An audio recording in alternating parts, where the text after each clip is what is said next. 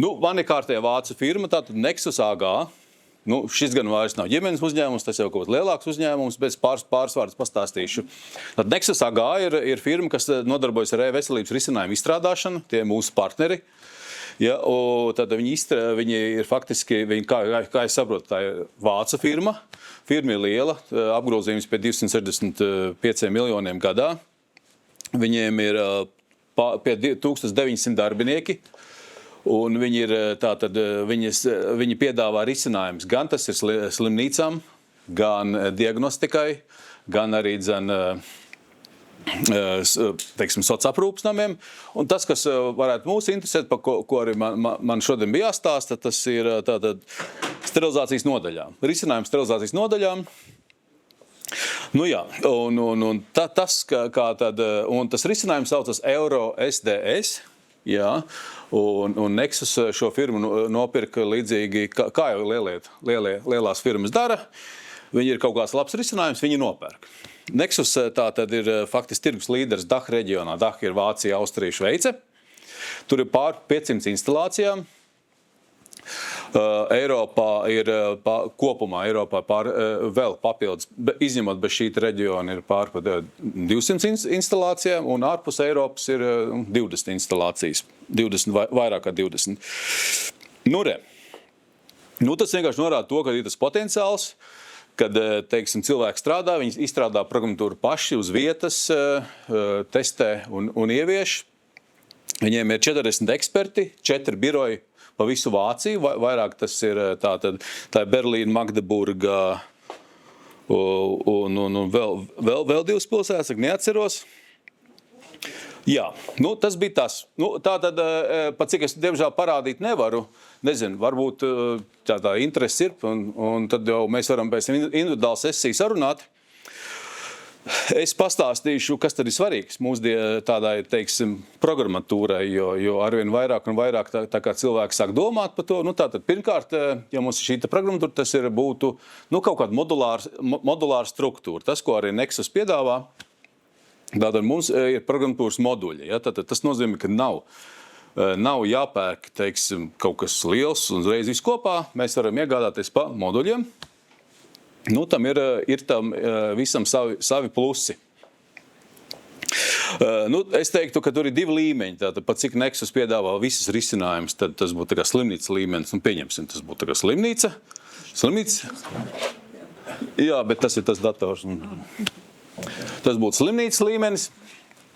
Otrs, faktiski, atmetam slimnīcas līmeni, tad mums interesē vairāk sterilizācijas nodaļas līmenis. Un arī tur mēs varam pa moduļiem dalīt.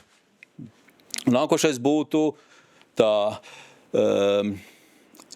spēja programmai sarunāties, savienoties ar dažādām sistēmām. Ja?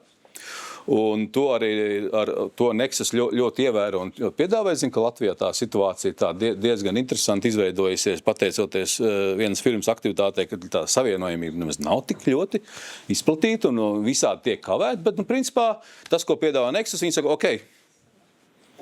programmatūra ir pilnībā savietojama. Jūs prasīsiet, kur te viņi savietot? Pieņemsim, sāksim, ja jūs strādājat operablokā vai strādājat sterilizācijā, tad ienāk instrumenti, partija ar instrumentiem tiek nopirkti. Tātad ir kaut kāda sistēma, ERP sistēma, noliktavas sistēma, kurā šie instrumenti ienāk tālāk. Ko tad jūs darīsiet? Tad variants ir kāds drukās ārā to pavadzījumu, dos tad sterilizācijas nodaļai, noliktavai vai ne, tad vadiet iekšā vai ne. Šie dati tātad aiziet pa taisno uz šo te sistēmu. Tālāk nākošais jau atkal labi, tas atkal būtu vadības līmenī šī te savietojamība, vai ne, kas varētu interesēt, bet tas, kas varētu jūs interesēt, ir savienojamība ar ierīcēm, ar ko strādā slimnīca. Pirmkārt, tas ir mazgāšanas mašīnas, endoskopu mazgāšanas mašīnas, sterilizatori, valcētāji. Tātad visi šos te faktiski var saslēgt, var dabūt informāciju, kas jūs interesē. Tās pieejas ir dažādas, acīm redzot, tur daļa, teiksim, printē ārā vai ne, daļa, teiksim, var lejuplādēt datorā kaut kādu, tur, teiksim, izdrukas failu un saglabāt. Būtu interesanti uzzināt, kāda ir tā pieredze klīnikās.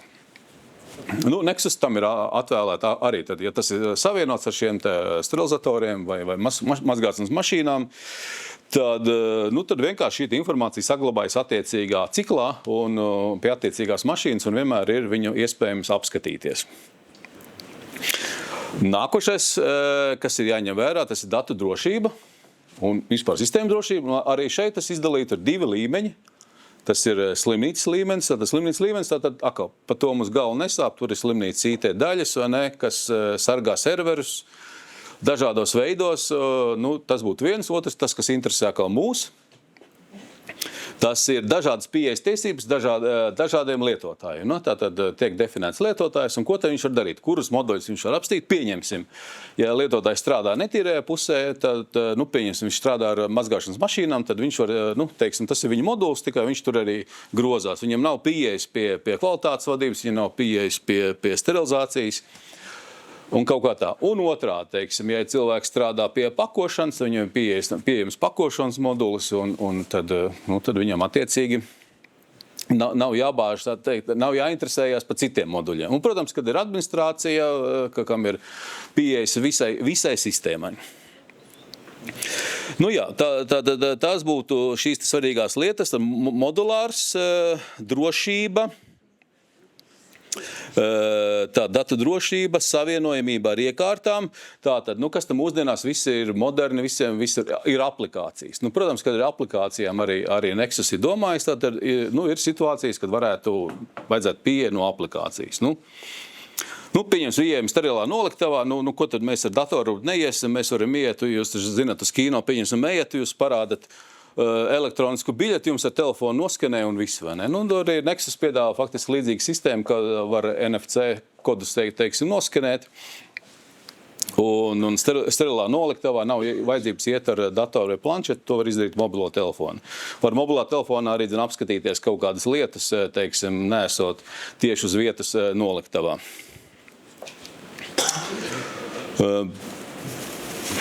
Pārējais man bija paredzēts, ka es varētu parādīt dzīvajā. Bišķi, kā tas izskatās. Tātad sistēma pati sākās, faktiski mēs ejam par to biznesa procesu, to loģiku skatāmies. Tātad sistēma sākās ar mazgāšanu dezinfekciju mašīnu, ja? Tātad mēs ejam mazgāšanu dezinfekcijas mašīnā. Tur mums ir iespējams nodefinēt kārtējo ielādi ar visiem ciklu numuru, tātad ielādes numuriem, datumiem, programmām un tā tālāk. Tad, pēc tam, kad tas ir saņemts, mēs ejam uz pakošanu. Ja, pakošanā mums ir definēti komplekti. Komplekti ir visi fotografējami, ir nofotografēti, mēs atlasam. Tātad instruments ir mūsdienās iespējams kodēt, vai tie ir NFC kodi, vai tie ir lāzeri iegravēti kodi. Tātad tos mēs nolasam. Faktiski šādā veidā arī, tad mēs runājam par kvalitātes vadību, šīs kļūdas iespējas ir samazināts praktiski līdz minimumam, vai ne, kad, tātad nevar.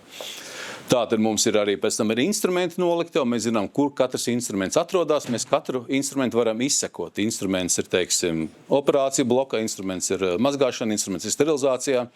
Instruments ir aizsūtīts uz remontu galā, kurš ir remontējis, ko ir darījis.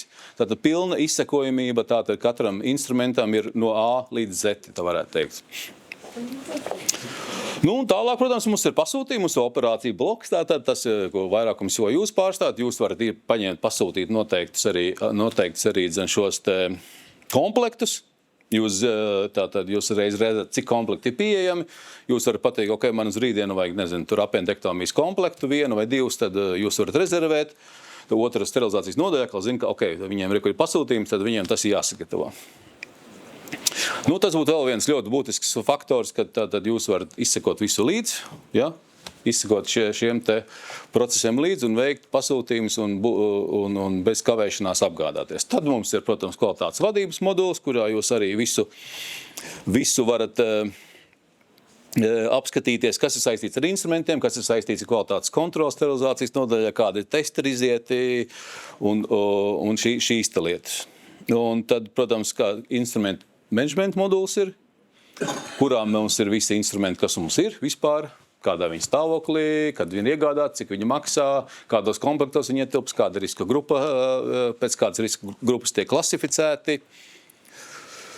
Jā. Nu tā īsumā. Bet žēl, ka es nevaru parādīt, bet...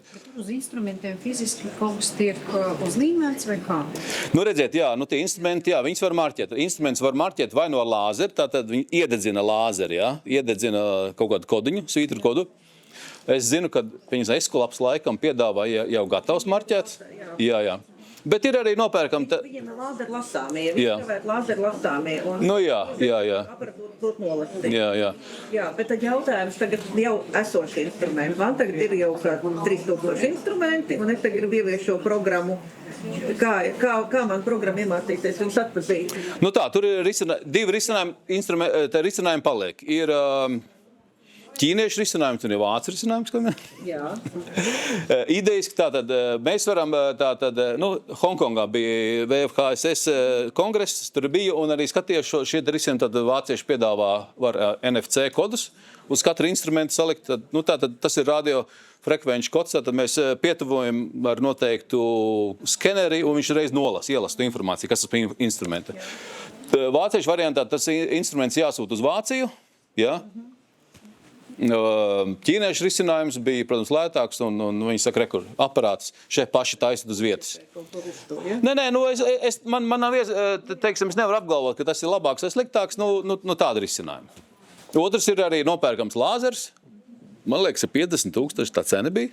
Diezgan ievērojama, bet, ja tā ir liela klīnika, pa lielam, uz visiem instrumentiem, kas tiek miljonos pirkts. Jā, tieši tā.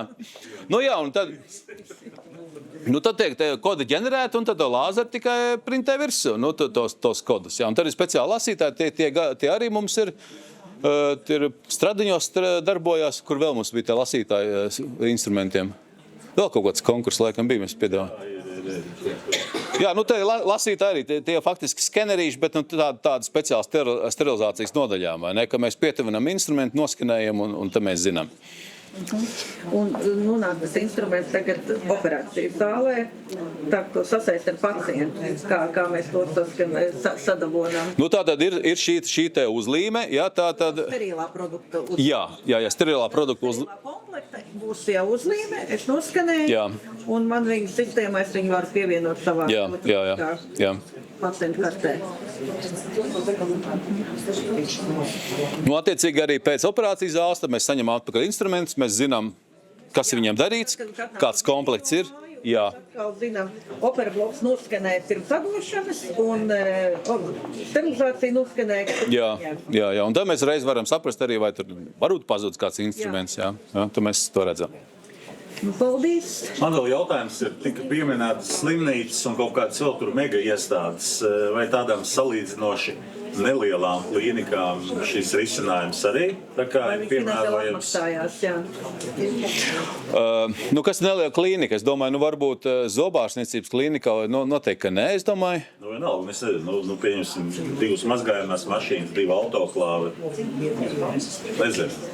Es domāju, tad izējošās tās cenas būtu, teiksim, kaut kā 30 000 tāds projekts. Tas varētu būt, te jārēķina pašiem. Tāda programma, tas ir neatkarīgi no apjoma vai? Nē. Atkarīgs ir, ko mēs slēdzam klāt, kādas mašīnas, teiksim, cik moduļus mēs ņemam, teiksim, vai ne, cik pilnīgi, un tad tur, protams, ir jārēķinās ar uzturēšanu, tas nav tā, ka mēs vienreiz nopērkam, tur ir uzturēšana. Jā, tā kā tas ir tā kā pakete, jā. Skaidrs. Labi, laikam jāsaka liels paldies. Paldies, Init. Tā.